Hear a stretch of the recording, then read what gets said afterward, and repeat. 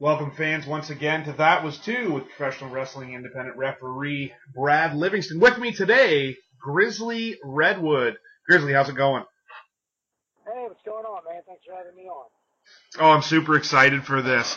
So, to get started, I wanted to talk about your childhood. I know that you right from basically from day one, you were swinging. So, can we talk a little bit about that? Yeah, man, pretty much I was. Myself and my twin sister were both born, obviously both born, just my twins. We were born 3 months premature, and I was the sicker of the two. I weighed, I think, about a pound with all the machines and tubes tied up to me. Wow. I was in the hospital for about the first full year of my life. Wow. Tons of surgeries. Repaired my throat and the roof of my mouth using some of my own ribs. So I got a couple gnarly scars from where I used to have ribs. Yes. Tracheotomy, so I got this cool little belly button on my neck now. And, I wasn't really supposed to be given a lot of time. Doctor said I lived to about the age of 4. Been on borrowed time ever since. Wow. That's incredible. So, when was it that you first started to enjoy wrestling? My introduction to pro wrestling was actually not through watching pro wrestling. Going to my grandparents' house regularly. It was like 4 blocks away from. I had a lot of friends on their block. There were a lot of kids my age. Probably like 6 years old, maybe 7. Okay. I see my friends out on my one buddy's porch, and they're all playing with wrestling action figures. I was like, man, these look awesome. What are they? Like, oh, they're pro wrestling figures. It's WWF figures. This is Shawn Michaels. This is Bret Hart. This is Sergeant Slaughter. And that's how I got into wrestling. That's my first earliest memory of pro wrestling. Yes, sir. Sweet. So, when was it that you decided that wrestling was something that you wanted to pursue?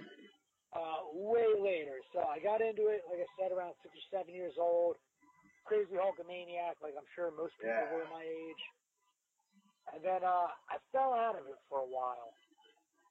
And then when I moved away from Philadelphia down to southern Maryland, Okay. some friends I made down there got me back into it. You know, introduced me to Mankind, Mick Foley. The Attitude Era was just really starting to kick off, like mid-98, when I started getting back into it. And a friend of mine who was a big wrestling fan introduced me to ECW. I don't know. I was just watching it. I just kept thinking, like, man, if I could do this. This side I could definitely do. So I guess it was around, like 99. I guess I was freshman in high school. Yep. I was like, I want to be a pro wrestler. And so where did you go for your training? For my training, all right, so I knew leaving high school I wanted to be a pro wrestler. Didn't have a clue on how to go about it. So after high school for about 3-4 years, I worked a regular job, cooked at a kitchen, trying to figure out exactly what to do. Got my driver's license, and I actually ended up working with an older guy whose wife was in the military who trained under Jimmy Valley. Oh, wow. He ended up working in the kitchen with me, and we just started talking. I'm like, yeah, I want to be a wrestler. Like, how'd you do it? I'd pick his brain for weeks. So finally he brought me a couple of PWIs and an old pamphlet from the Monster Factory from way back when. And I'm looking through the PWI, and I had started reading the magazine myself not that long before and got really into reading about Ring of Honor. I was never a big internet follower, was never a tape trader, so I only knew really what I was able to read about. Right. So reading about Ring of Honor, Samoa Joe had just lost the title to Austin Aries. CM Punk had just signed with WWE. Yes. And just something about Ring of Honor is really exciting, really fun. So I went to my first show there the day of the first ECW One Night Stand. Oh, wow. Because I was like, none of my friends wanted to go, so I was like, all right, well, I went up to New York by myself. I went to the ROH show and One Night Stand. And I knew after leaving the ROH show, I was like, I want to wrestle here. I want to wrestle here. I want to wrestle like these guys. This is awesome. Yes. And I went to the One Night Stand, and it was probably the stupidest thought ever, because the Dudleys lit a table on fire, and I put Dreamer or Balls Mahoney through it. I can't remember. I feel like it was Dreamer. And I just remember thinking, man, this is awesome. It's probably way more awesome being them, though. Yeah. I was like, I'm gone. You know, Ring of Honor had a little advertisements for their school there. I'd seen it in the magazines my coworker had given me. So June of 2005, I think, I drove up to Bristol, PA, did my tryout under Austin Aries for the Ring of Honor school. And he was like, look, got a lot of heart. shot, you're in. And that's where I did my training, Ring of Honor under Austin Aries. Unbelievable. That's awesome. But was there ever any question in terms of your size as to whether or not you would be able to make it? Oh, there constantly has been. Yeah, you actually probably got 2-3 inches on me. I'm pretty short fella. What types of things did you do when you first started Austin Aries is working you in the ring? Like, what was that experience like? It was great. Honestly, couldn't ask for a much better guy to learn from. He was great at helping give. I trained with Rhett Titus, who's my only classmate in the class, and he just gave us an incredible foundation. And I'll tell you a story he tells pretty much anytime I see him. Yes. At some point during training, we would just, for fun to change things up, we'd throw on some pads and we would all spar with Aries. Sweet. And I have no fighting background whatsoever, and at the time, I probably weighed like 120. Wow. And he just kept putting me on my butt, man. He just kept knocking me down and knocking me down. I just kept getting back up, like, all right, well, come on, man, I'm not done yet. You haven't tapped, you haven't knocked me out, let's keep going. And then he's told me, he's like, that's when I knew you're going to do just fine and you have what it takes to make it. Just basically based on pure perseverance. But yeah, my size can be a huge detriment. It doesn't help that I'm not the most athletic guy. I'm not Rey Mysterio. But, again, like I said, with my perseverance and the good training from Aries and having that guy's brain to pick regularly, I was able to overcome that a good bit. So you start off right with ROH. That's kind of where you first start working, and you're working under the name Mitch Franklin. Where did that come from? It was a terrible joke played on me by the other members of the Ring of Honor Wrestling Academy. Oh. It wasn't, nothing like, not my idea, not my choice, but everybody just started calling me that. And it's a name I was like, oh, whatever, I guess that's my name. Sweet. I wanted to talk a little bit about the dressing room at that time, because I've interviewed other guys that were there during that time, especially during that particular time frame. All they can talk about is how amazing the dressing room was. I mean, you had guys like Daniel Bryan were there, Jay Lethal, of course, was there, Roderick Strong, Christopher Daniels, AJ Styles, Austin Aries, obviously. Can you talk a little bit about what the dressing room was like? Yeah, that right there, it's a who's who, right? Like, Yeah. You can't ask for a better group of just hungry, awesome world travel talent to just go and try to learn from. And with going to the school, we were strongly encouraged to attend shows. Mm-hmm. It was tough because, it was, hey, come to the shows, come to the ring crew, and, until we started wrestling regularly, there wasn't really a payday for it. So it was just sacrifice, man. I'm not going to get paid, but screw it. You want me to go to Chicago for 4 days? I'll go to Chicago for 4 days. There was also Samoa Joe there, who I was absolutely terrified of for quite a while. I think it took me probably 2 months to introduce myself to him because he's a real intimidating guy. But to be able to go and have, like, let's say, a dark match, way down the line after I started training. You go have a dark match, and then you could pick you can go ask Brian, hey, how was this? You can go ask the Briscoe brothers, how was this? Austin Aries, Matt Sydal was there, Delirious. Who are people you can grow and learn from who have all been there and done that?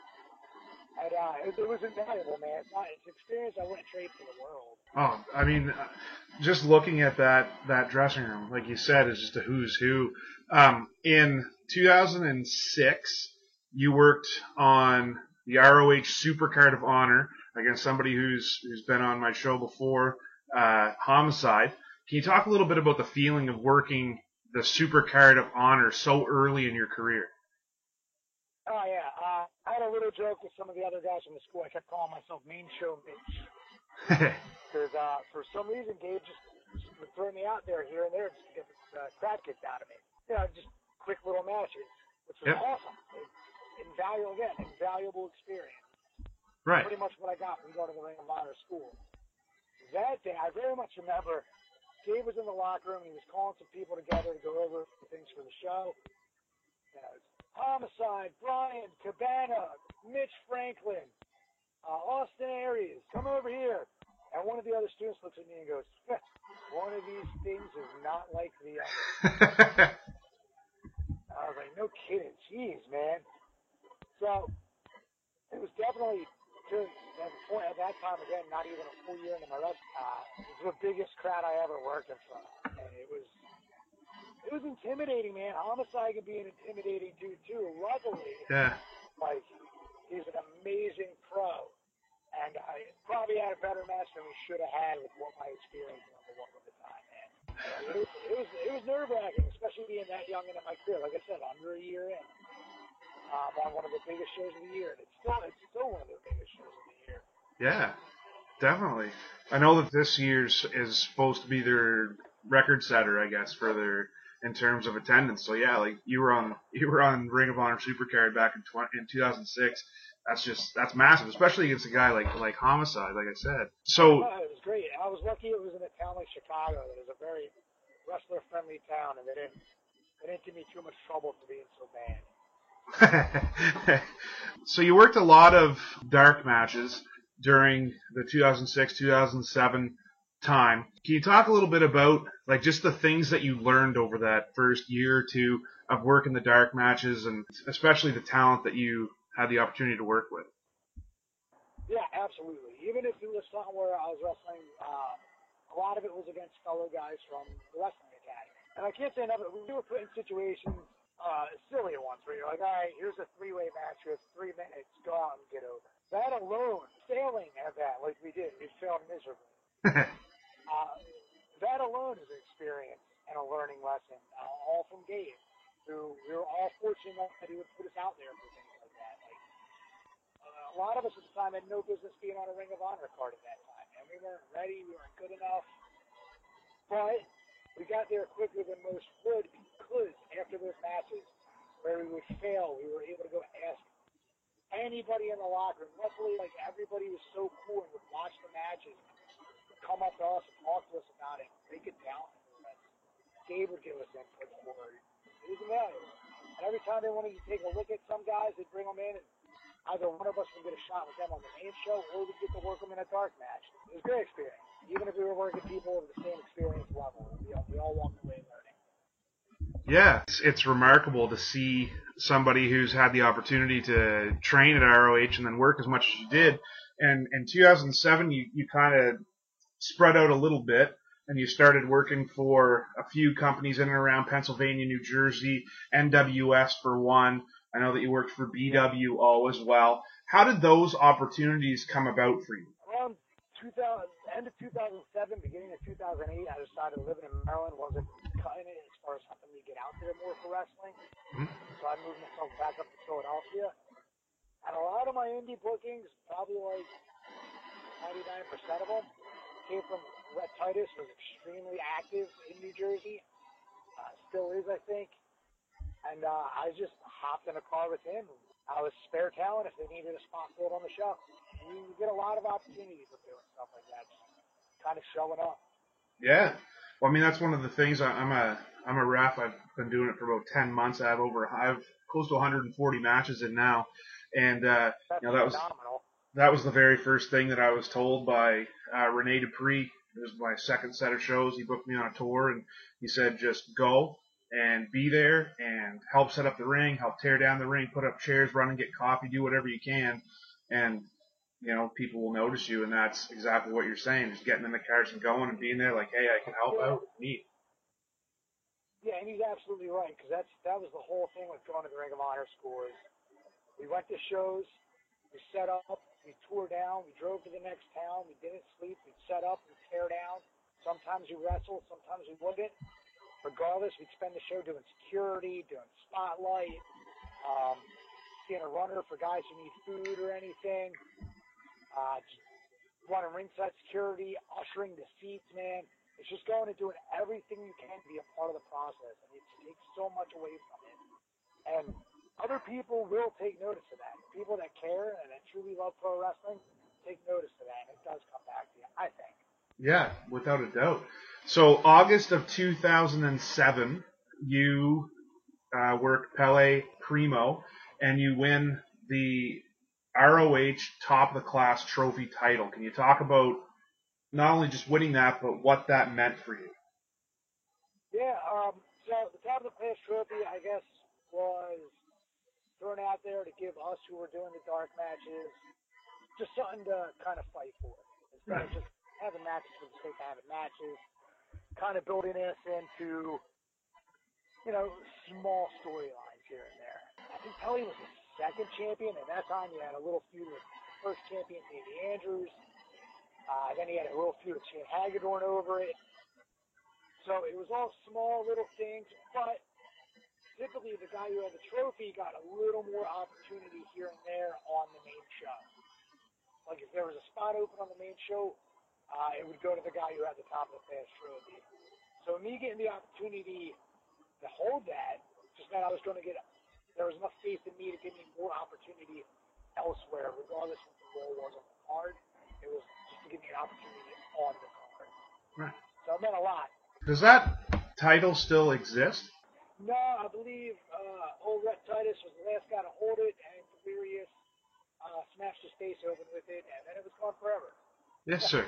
Okay. I think it's a great thing to have. I think they should bring it back with the future honor stuff and everything. Give guys something to work towards.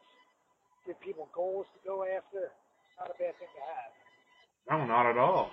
I think it's awesome. Except in the locker room. If you had that, people would mess with you in the locker room. In December of 2007, you worked for a company out of Jersey, UWC, and you picked up the United States title, and you held it for pretty much a full calendar year. How did it come about working for them, picking up that title and holding it for as long as you did? Yeah, we jokingly called it United States Champion of the World in Pemberton, New Jersey. Because that's just where they held every show again. It's a booking I sneaked out from my buddy Rhett Titus. I think I had a couple shows with them, and then they decided to throw that belt on me in a match with Bobby Piper, the cousin of a legend. Yes. And I'll stand to this day, if UWC is still around, I never actually lost that title. Oh, wow. I think they either stopped running shows or they just stopped using it. Either way, you're still the champ. So either way, I don't have the belt to prove it. I never lost. I noticed that on a couple of shows, you had teamed up with somebody that we already mentioned, Pelly Primo, in a few different companies. One of them was NWA Pro East, and you were dubbed Team ROH. Can you talk a little bit about that?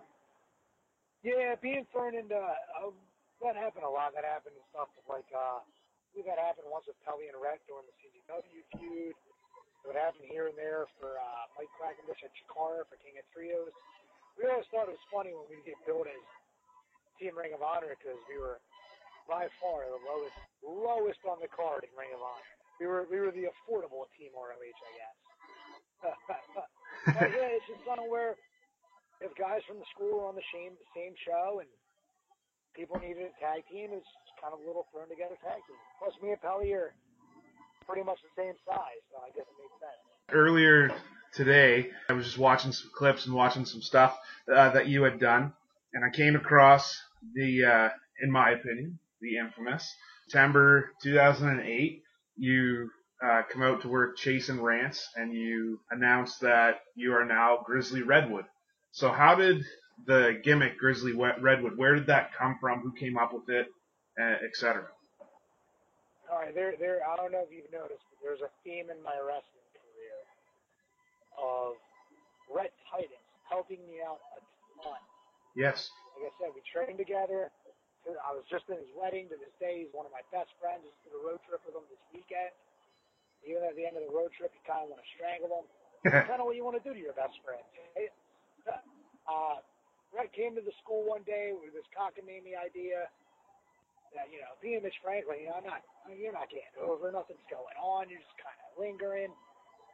Well, we need to give you a character. We'll call you the littlest lumberjack, and you just say you chop people down the side. Yes. Isn't that a great idea? I just went, no, that's stupid. I'm not doing that, no. At the time, Delirious was the head trainer at the Ring of Honor school, and he was telling him, and he loved it. Then we had shows that weekend, and I was telling everybody in the locker room. It's one of those things where he's out to mess with you. Yep. But if you do it and it works, he's a genius. Yeah, like he's definitely got to be doing it to bust on me, but it's happened to work out in my favor. Because at the end of the weekend, we had a show in Chicago. Austin Aries came up to me and he went, "Look, you're not really doing a lot right now. What's the harm? We got a month till our next set of shows. What's the harm in figuring something out and trying it? If it doesn't work, you just go back to doing what you're doing. Yeah. Because there's no harm in trying it. And I want you to do it." The man said it. I got to do it. So I had a month. And at that time, like I said, I had moved back up to Philly. I was at the school 2-3 days a week and wrestling a couple times a weekend. So I just worked on what I wanted to do. And every practice match, every drill I did with how I wanted to do it. With this new thing I was going to try that would hopefully only last one show. I didn't want to be a lumberjack. And the next set of Ring of Honor shows the week before, I had 3 shows up in Maine, NWA Pro East. Yes, sir. And they were the last matches I ever wrestled as Mitch Franklin. The next show in Boston, was Ring of Honor that Saturday. It was the weekly shows for Pro East. Yep. Wrestled as Mitch Franklin. The Ring of Honor show was in Boston. I got dropped off. Go to ring crew. I had grown a little bit of a beard. I had jeans, boots, suspenders, and a flannel shirt. Yeah. All right, I'm going to try this. And I looked at the lineup card, thinking like, all right, I'm going to try this on the pre-show. It'll be a one and done. Yeah. I looked up at the lineup card, and Gabe puts me on first against Jason Rance to start the show. I'm like, oh, no. I talked to Aries in a panic. I'm like, hey, man, I thought I was going to do this as a match. It's the opener. Is it cool if I do it, like, tomorrow during a dark match? He's like, no, do it tonight. What's the big deal? Oh, man. I had to go explain to Jason Rance what was going on. Like, he was super cool with it. Yeah. Because maybe a year before, I tagged against him and Kenny King in an enhancement match for them. And I took a crazy bump for them. I don't know, maybe he felt like he owed me, and he tried his best to make me look like $1 million debuting as a wrestling lumberjack. But Sweet. I put my outfit on, and Aries is like, "What are you doing?" I'm like, "What?" He's like, "You got sleeves on." I go, "Yeah, I'll go out to the ring and I'll wear all my sleeves off, like I'm ready to go to work." He goes, "No, you're jacked. You got to show your arm." So he grabs a pair of scissors and he cuts the sleeves off. And other guys in the locker room are obviously looking at me like, Adam Pearce and Brent Albright were like, "Oh, I love this. Oh, this is great. What's your name gonna be?" So I was thinking Matty Redwood. Redwood's funny because I'm really short and Redwood's really tall. They're like, "Yeah, but Matty sounds stupid." I was like, "Oh, that's my real name. I just figured it'd be easier. Mitch Redwood sounds just as stupid." And Pierce looks at me and he kind of does that thing where you kind of rub your chin like you're thinking. He goes, "What about Grizzly Redwood?" And that's how my thought process is always, "Yeah, man, whatever you want to do, I'll try it. Like, I'm ready to try this. Why not, man?" Grizzly Redwood would be from the Kodiak Pass in the Yukon Territory. And I remember looking over his little stairway in the locker room, and there's Gabe Sapolsky.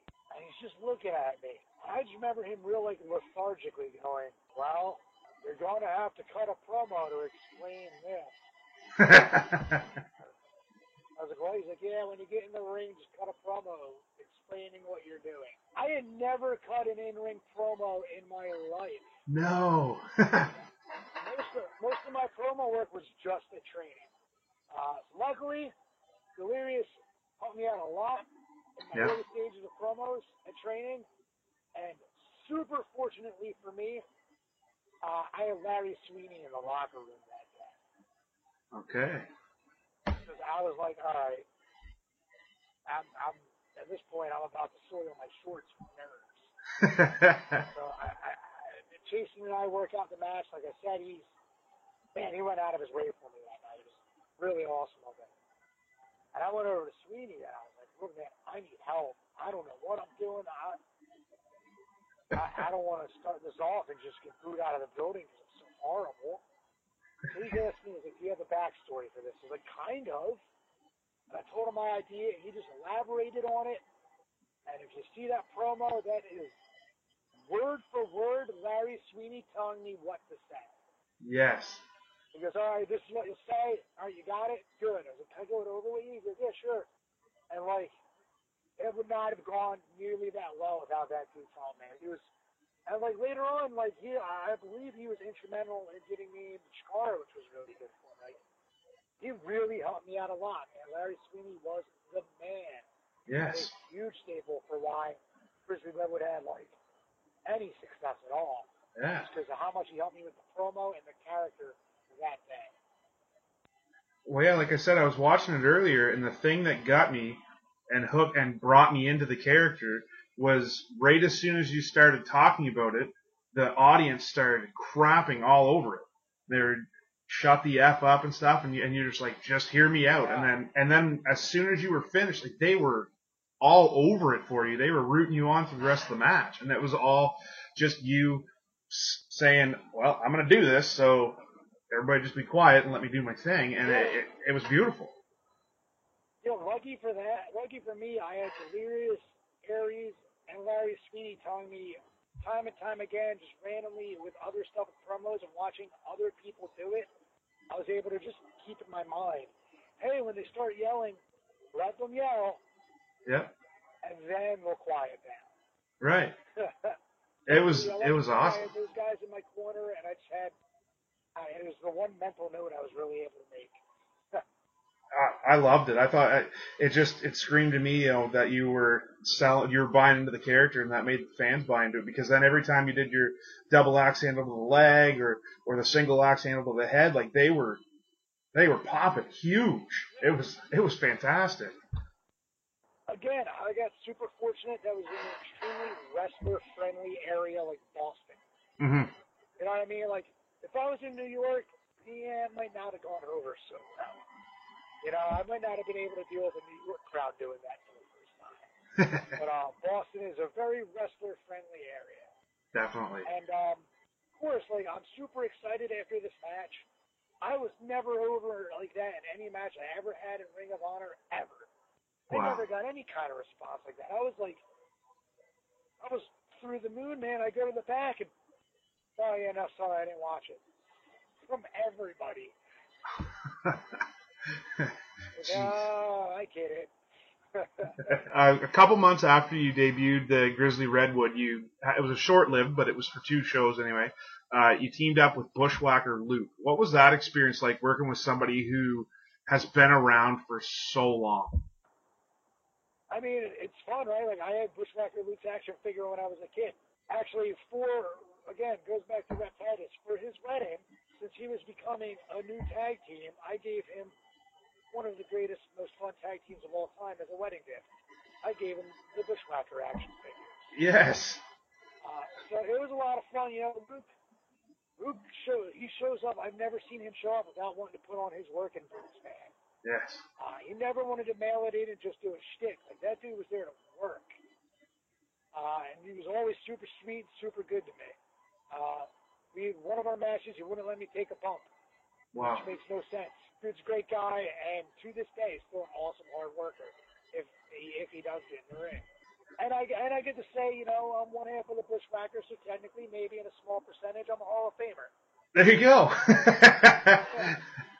Awesome. You kind of alluded a little bit to it, talking about Larry Sweeney, but I wanted to talk about you getting in with Chikara and how that happened. And again, just by his demeanor, I always assumed Larry Sweeney played a big hand in getting me in because my first show there, my GPS sent me to the wrong part of town. Oh. So I was super late getting to the building. I felt awful. I went up to everybody apologizing. And I get up to Sweeney. Sweeney's like, it's fine. I think this is going to be really good. Yeah. He was right. Like, I assumed he had everything to do with it. And first night in, I got to win a Rumble. Yep. And it was off to the races there, man. I credit Chikara for allowing me to grow a lot character-wise, as well as work-wise. I had a lot of freedom, Chikara, to kind of do what I want and wrestle a different style because a lot of the guys were similar to my size. So I got to work on a lot of different things. And one of the things that, of course, anybody that follows Chikara and has seen your work there is you got placed into the Roughnecks. With Brody Lee was part of it.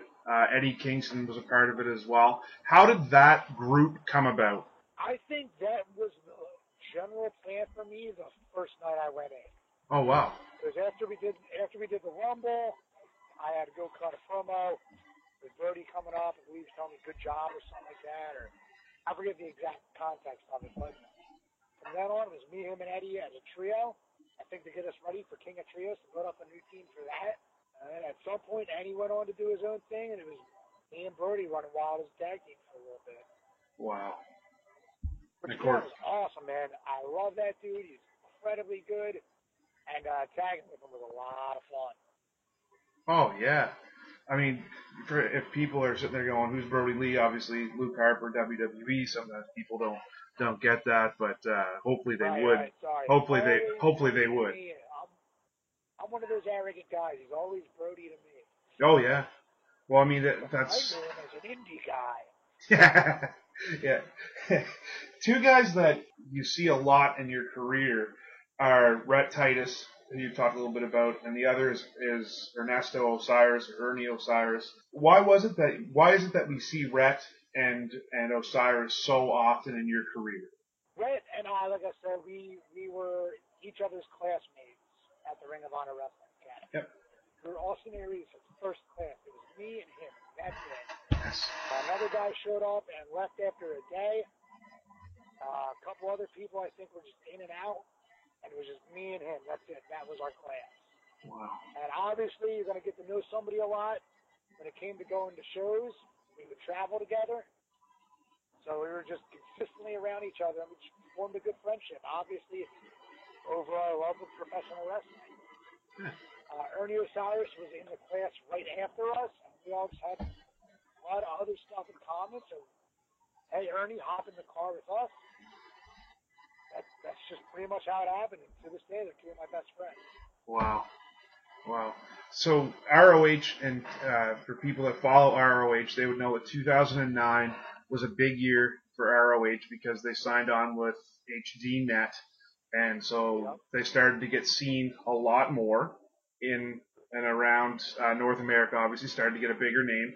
And August of 2009 on HDNet, it's Austin Aries defending his championship against Grizzly Redwood.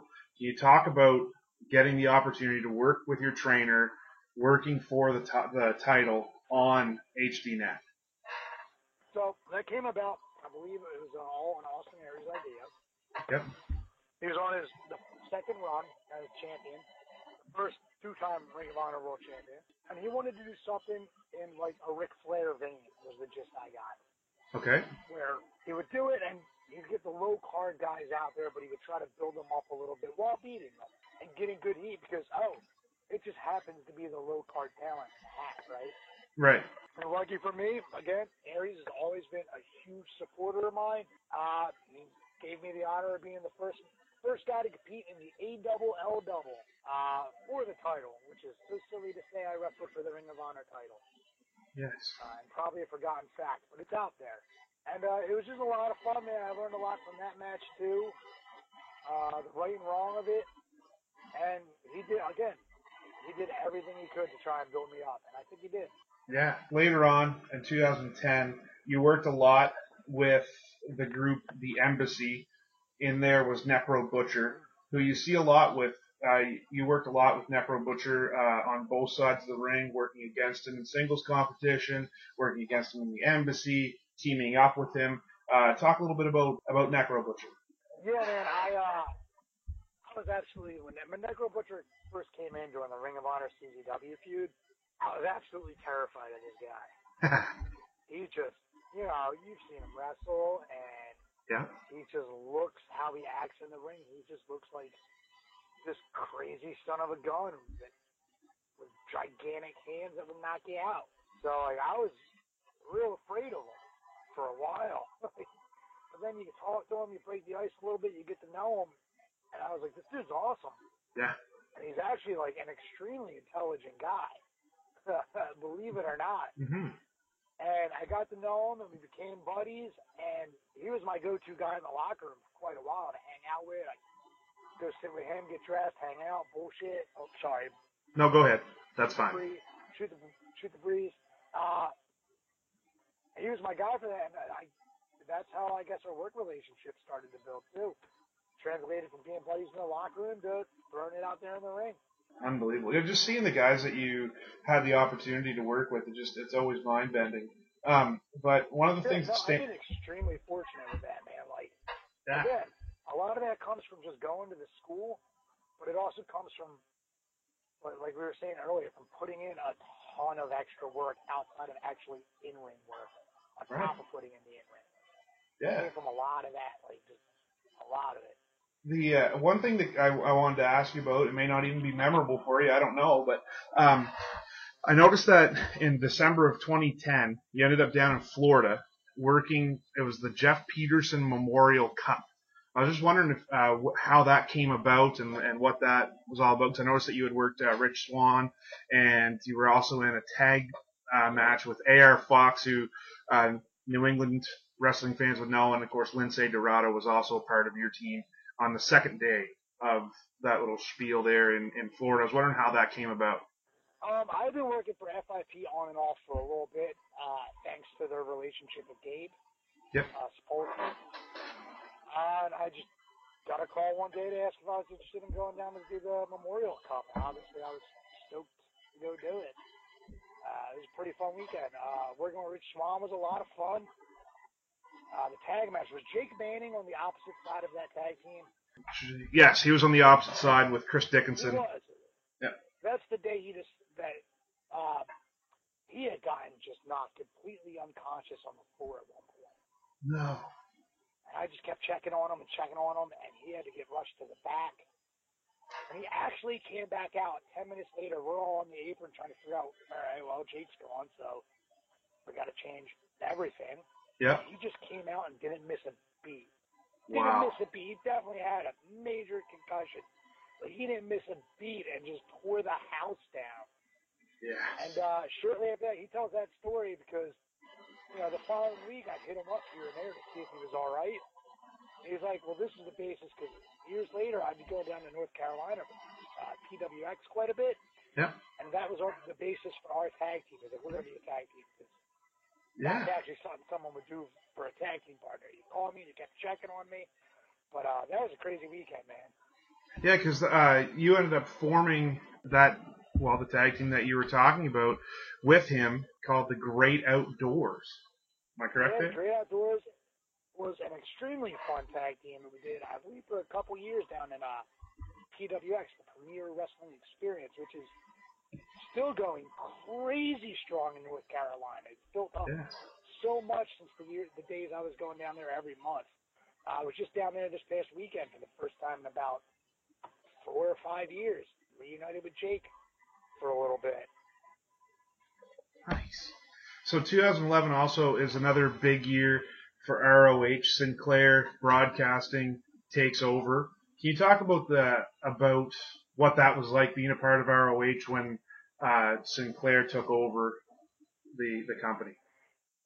Yeah, if you think about it, Grizzly Redwood was around for a lot of crazy stuff going on in Ring of Honor, like a lot of major growth periods from Gabe Sapolsky with the CZW ROH feud to Adam Pearce in the HDNet era to Delirious with the Sinclair purchase of the company. It's all pretty crazy to have been a part of all of that.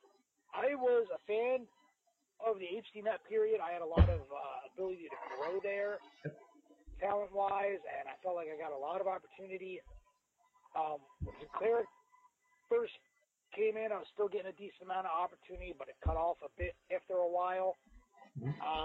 But in I guess it's been 7 years since they bought it out. 6 or 7? Yeah, 7 years. It's just grown.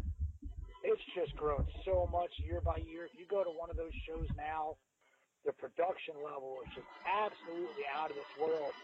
Because all look at that stage setup and remember when the setup was just, the curtain poles and a stage made out of wood.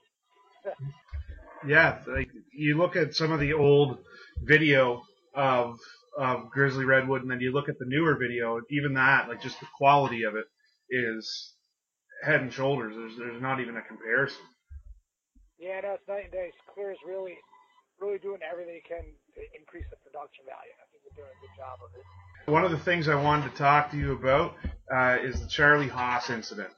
Yeah, sure, why not, man? It's out there. Simon Sinclair took over. I guess Jim Cornette also took an increase in responsibilities for the company, and for whatever reasons decided. I've heard him say on his own podcast, Grizzly Redwood was a channel changer and too small to look believable, and nobody would buy into it. That's his opinion. Obviously I disagree with that as being Grizzly Redwood. I heard the crowd every time I went through the curtain. Mm-hmm. So there's proof out there that he's wrong. Yep. But I was used less and less, and I just got so frustrated. I got just really upset, really frustrated. I couldn't do anything to improve my position. Every time I would get an opportunity, I felt like I would capitalize on the opportunity, and then I'd get no opportunity for months. I felt like I was kind of getting starved out and treated like he's just a ring crew guy. And after being there for 8 years, I was like, well, I'm more than a ring crew guy at this point. Mm-hmm. I'm definitely a part of this roster. Like I said, I was real frustrated. Then Jim, I actually left Ring of Honor for a little bit. Jim then left. Then Delirious was kind enough to bring me back and give me some opportunities. And I was going to have a TV match with Charlie Haas. I did have one with him. Yeah. He didn't take to it the way I was going to take to it. Threw a little bit of a tantrum at me. And the match was what it was. It was 2 minutes instead of 6 minutes. He didn't want to do anything because it's too small, blah, blah, blah. Never mind. I'm pretty smart with working my size. Mm-hmm. I think. Yeah.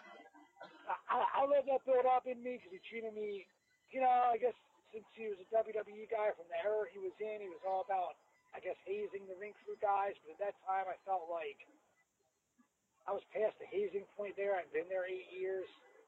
Yeah. I felt like as a person, I needed more respect. And he came to a show in Asheville, North Carolina, and seemed like he was pretty drunk. Just was running me into the ground the entire day before the show, running me into the ground while I'm trying to call my match, running me into the ground when I'm getting ready to go through the curtain, hassling me as soon as I get back.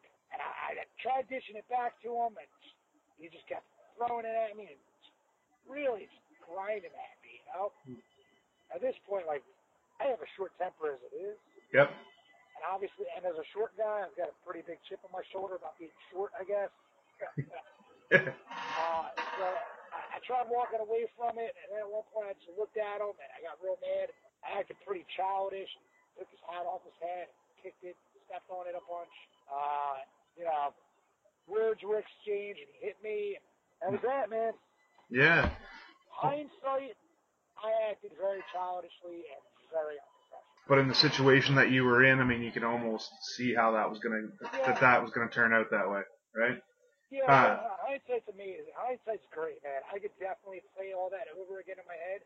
Yep. And handle it way better than I did. Yeah. That's the beauty in aging, man. You just learn. Right. Exactly. So that was back in 2013. And have you kind of eased back on bookings since 2013? Because in terms of research and stuff, it's kind of sparse trying to find things. Yeah, after that, I probably should capitalize on all that press I was getting and kept going. But I was already actually planning on canceling bookings for the summer that year. Because outside of my work in wrestling, which wasn't enough for bill paying, I needed a job, man. I needed to go work on a plan B so something was in place so I could go back to wrestling. You know what I mean? Yep. Plan B, everything just kind of took over, and I ended up, a summer turned into a year. Then I dabbled back for a little bit. Then I really hurt my knee. I hurt my knee on and off for years. Finally, it just completely went out. A couple years ago, I got knee surgery, and now I'm just slowly starting to get back into it, get my legs strong, and trying to fill up my schedule now. Yeah. Well, I noticed that one of your more recent bookings was in January, so not even a month ago, against Big Joe Gacy. You want to talk a little bit about that? Yeah. That was for a Pro Wrestling Explosion, actually run by a former student of the Ring of Honor school that I like to think I helped train. Okay. Wes Stetson. Yes. He started the company actually a little over a year ago And when he first started, he kept hitting me up, and I was like, hey, man, I just had knee surgery. Like, I can't. I got to get better. I got to get the time. I got to be healthy, blah, blah, blah. Go to the shows, support him. I love the guy. He's a great dude. And he kept hassling me until finally I was better. I was like, all right, let's wrestle. Let's do it. Yeah. Put me in there. He would ask me who I'd want to work with. I'd be like, I want to work with people who are good.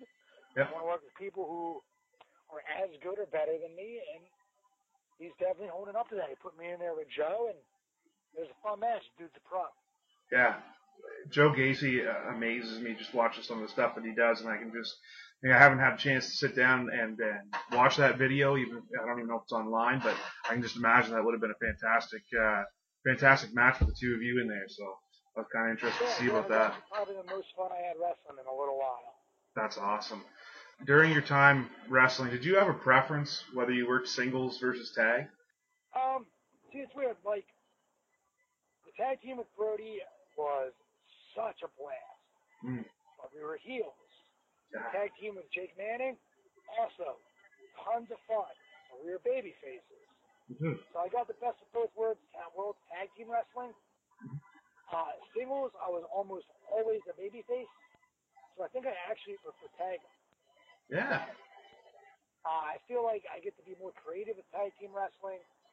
There's a lot more. I think there's a lot more options you have with a tag team match, and I just had a lot more fun with tag team wrestling. Sweet. You kind of answered, I think, but I'm going to ask it anyway. Did you have a preference between working face versus heel? I know you worked a lot more as babyface, but do you have a preference? Yeah.